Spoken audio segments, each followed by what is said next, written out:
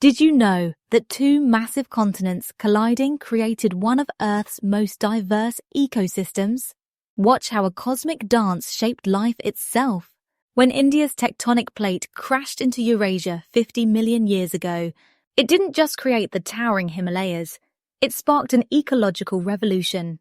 This epic collision formed countless microclimates along the mountain range, from snow-capped peaks to tropical valleys. As the land transformed, species adapted in remarkable ways, creating unique biodiversity hotspots across the Indian peninsula. Scientists have discovered that these tectonic movements continue to influence evolution today. The varied elevations and climates act like nature's laboratory, where species develop distinct traits to survive in their specific niches. Recent research reveals that areas with active tectonic activity host more diverse species than stable regions, serving as natural refuges during climate changes.